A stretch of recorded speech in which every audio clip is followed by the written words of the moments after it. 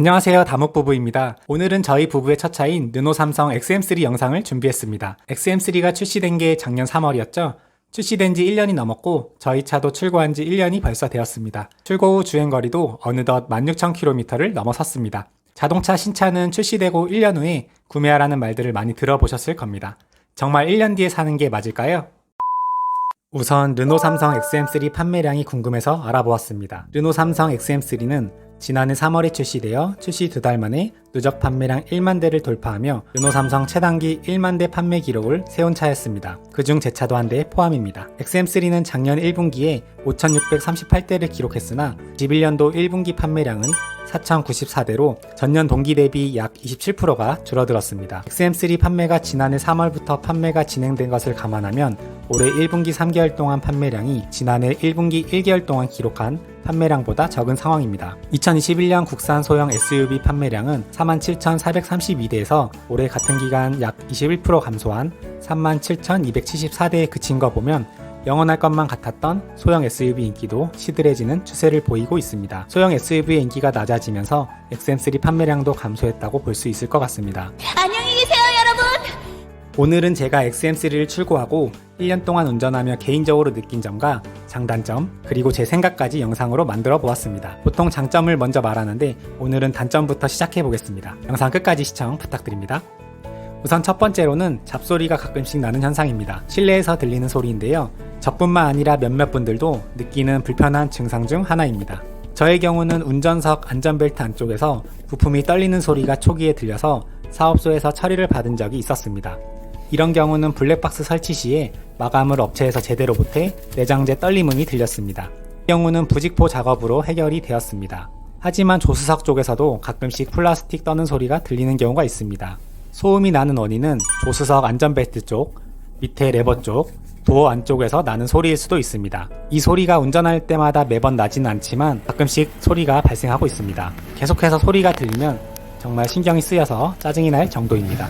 이렇게 소리가 지속되는 분들은 사업소에 가서 부직포 작업 등을 받아보시면 좋습니다. 그리고 소리가 발생하는 순간 동영상 촬영과 소리까지 녹화해서 보여주시면 사업소에서 빠른 조치를 받을 수 있을 것 같습니다. 두 번째는 실용적이지 못한 버튼과 배터리 용량입니다. 매번 차를 타면 저는 시동을 걸고 이렇게 버튼을 눌러줍니다. 이 버튼은 오토스탑 버튼입니다. 오토스탑은 신호대기로 인해 정차 시 엔진의 무분별한 공회전을 줄이고자 개발된 기능입니다. 이러한 오토스탑 활용이 필요하다는 의견은 정차 시 엔진을 꺼트리면서 소음도 줄여주고 연료 사용의 효율성을 높여 연비가 높아지는 효과를 볼 수 있다는 의견도 있으나 오토스탑이 필요 없는 옵션이다라고 말하는 의견은 엔진, 스타트 모터, 배터리 모두에게 무리를 준다는 의견도 있습니다. 그리고 저처럼 운전자가 오토스탑이 작동될 때 느껴지는 진동을 싫어하는 분들도 있을 겁니다. 그러면 이 기능을 안 쓰면 되지 않느냐 라고 말하는 분들도 계실 겁니다. 오토 홀드는 많이 사용하시죠? 이 기능의 경우는 마지막에 작동을 기억해서 시동을 켰을 때 마지막 상태가 켜져 있으면 온 상태를 유지하고 마지막 상태가 오프 상태면 시동을 켜도 오프 상태를 유지해주는 데 반해 오토스탑은 항상 시동을 켜면 켜진 상태가 유지되기 때문에 운전자가 일일이 꺼줘야 합니다. 그렇다고 이 기능을 사용한다고 해도 항상 실제 오토스탑이 작동되어 있는 경우는 없었습니다. 오토스탑을 켜놔도 작동이 잘 안되는 건 XM3 배터리가 부족하기 때문입니다. 최근에 만들어진 자동차는 최신 전자장비가 많이 들어가 있고 그만큼 배터리도 사용도 많습니다. 따라서 오토스탑의 기능을 사용하려면 배터리 여유분이 있어야 하는데 그렇지 못하기 때문에 오토스탑을 사용하라고 해도 작동되는 경우가 드뭅니다. 그래서 오히려 켜놓고 있다가 가끔 작동되는 오토스탑이 오히려 운전자에게 불편한 느낌을 주기 때문에 저는 항상 시동을 걸고 이렇게 오토스탑을 꺼주고 있습니다. 사실 불편함도 시간이 지나면 익숙해지듯이 지금은 그냥 시동 켜듯이 자연스럽게 끄고 운전을 하고 있습니다. 배터리로 인해 오토스탑이 작동 안 되는 거랑 파킹불이 안 들어온다는 점이 신경에 거슬릴 뿐 주행에 크게 문제는 없으나 배터리 양이 부족한 건 사실입니다. 그래서 추가로 보조 배터리를 설치하는 분들도 계시는데 저는 아직까지는 순정 배터리만 사용하고 있습니다. 세 번째는 센터페이시아 화면 9.3 인터페이스 반응 속도 및 재부팅 현상입니다. 최근에 시동을 켜면 인터페이스 화면이 들어왔다가 꺼지고 다시 켜지는 현상이 발생되고 있습니다. 또한 배터리 부족 현상일 수도 있고 내비 프로그램 버전의 문제일 수도 있습니다. 이 현상도 재부팅 되는 날이 있고 괜찮은 날도 있어서 아직까지는 지켜보고 있는데 계속 동일 증상이 나타나면 저도 사업소를 방문해 볼 생각입니다. 아마도 소프트웨어적으로 불안정한 점이 있는 것 같습니다. 이 점이 아쉬운 부분입니다. 또 내비 반응 속도입니다. 물론 예전에 나온 차들과 비교했을 때 반응 속도는 빨라진 편이지만 그래도 스마트폰을 항상 사용하는 요즘에 운전자들에게는 반응이 다소 느리게 느껴집니다. 저도 출고 후에 한동안 차량에 있는 T맵 내비를 자주 사용했지만 어느 순간부터는 스마트폰 T맵을 더 많이 사용하고 있습니다. 그만큼 자동차에서 충전도 하면서 목적지 검색도 빠르고 답답하지 않아서인데요. 반응 속도가 좀만 빨랐으면 하는 아쉬움이 남습니다. 그 외에 통풍이나 열선 시트, 드라이브 모드 변경 시에 손이 한두 번씩 더 가는 단점도 있는데 이미 많은 분들이 아는 내용이고 사용 빈도가 높진 않아서 패스하겠습니다. 마지막으로 단점이라고 말하기엔 그렇지만 엔진 오일 등 소모품의 높은 가격입니다. 저도 차를 출고하고 이번에 15,000km를 채워서 엔진 오일을 교환을 해줬습니다. XM3를 출고하면 1회차는 르노 삼성 멤버십으로 엔진 오일을 교환할 수가 있었습니다. 그 다음부터는 직접 비용을 이제 내야 되는데요. 저도 알아본 결과 많은 분들은 따로 오일과 필터를 구매해서 공입나라에서 하시는 분들도 많으셨고 저처럼 그냥 보증기간도 남았고 그래도 순정 오일로 사업소에서 교환하시는 분들도 계셨을 겁니다. 이번에 저는 사업소에서 엔진 오일 필터 등 교환해서 총 147,000원이 나왔습니다. 안전을 위해서 교환해야 되는 품목이지만 그래도 가격이 생각보다 너무 높다는 생각이 들었습니다. 대신 사업소에 갈 때마다 느끼지만 제가 방문한 사업소 분들은 친절하게 설명도 해주시고 차량 정비 내역과 관리법도 알려주시고 기본 점검도 잘 해주셔서 믿음이 생기는 건 장점인 것 같습니다. 네, 이렇게 실제 주행하면서 느낀 불편한 점과 단점을 말해봤습니다. 이제 XM3를 구매한 이유와 장점에 대해 이야기해보겠습니다. 우선 제가 XM3를 구매하기 전에는 기아 셀토스를 구매하려고 했었습니다. 요즘 나오는 차들은 어느 정도 비슷한 정도의 기술력을 갖고 있다고 생각합니다. 그래서 여러가지 정보를 직접 알아보고 여러 비교 차량을 시승도 해볼 수 있었습니다. 또 가장 중요한 건 가지고 있는 예산의 규모에 맞게 선택하게 되는데요. 제가 생각한 조건에 맞는 차량 중에 제일 적합한 차가 르노 삼성 XM3였습니다. 또 XM3를 구매한 이유 첫 번째는 디자인입니다. XM3가 정식 출시일은 2020년 3월 9일이었습니다. 이 시기에 TV 광고에도 많이 나왔는데요.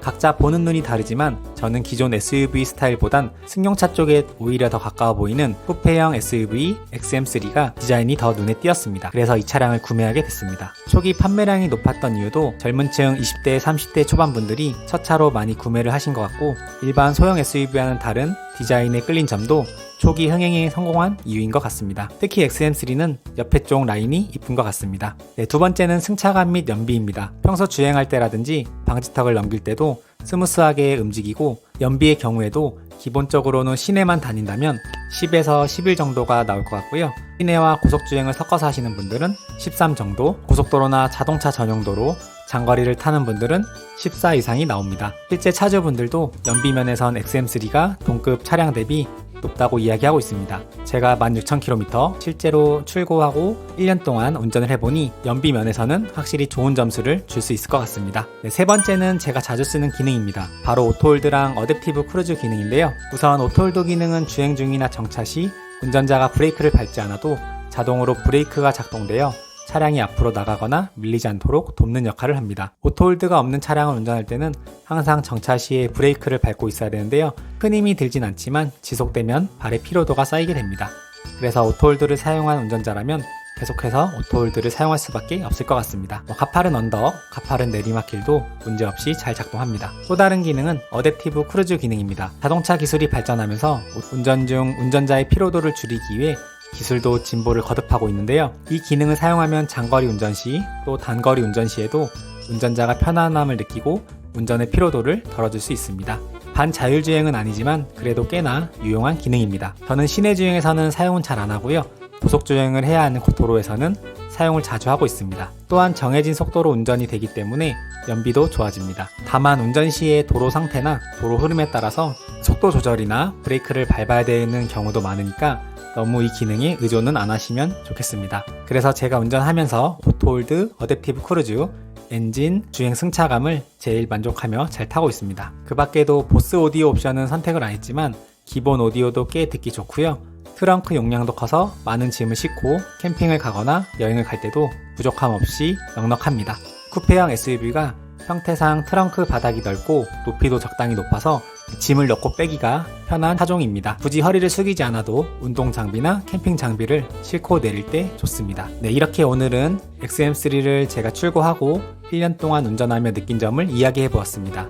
아직까지는 동급 유일의 독보적인 쿠페형 SUV 디자인과 공간 활용도, 편의사양, 주행감 등 XM3가 가지고 있는 장점도 크지만 출고 초기 연료 모듈 리콜과 여러 번의 무상 수리를 실시하여 초기 품질 이슈가 생긴 점은 참 아쉬운 부분입니다. 네, 그래서 나온 말인지 몰라도 자동차는 출시되고 1년 후에 구매하라는 말들을 많이 들어보셨을 겁니다. 네, 정말 1년 뒤에 사는 게 맞을까요? 아마도 1년을 참고 기다릴 수 있다면 1년 후에 구매하시면 좋을 것 같고요. 아무래도 신차다 보니까 새차 느낌을 내기 위해서 바로 구매를 하는 것 같습니다. 네, 그래도 XM3도 이제 1년이 넘었기 때문에 신차 출고 후에 발생될 수 있는 크고 작은 문제점을 충분히 보완해서 나올 것 같습니다. 네, 저는 인생 첫 차로 XM3를 구매해서 다른 차와는 비교 대상이 없다는 점을 생각했을 때 다시 XM3를 구매하겠냐고 물어보신다면 다시 구매할 의향이 있다고 말할 수는 있을 것 같습니다. 그만큼 성능 면에서도 또 운전 편의성에서도 만족하며 잘 타고 있습니다. 네, 오늘도 시청해주셔서 감사합니다. 항상 안전하고 또 즐거운 운전 하시길 바랍니다.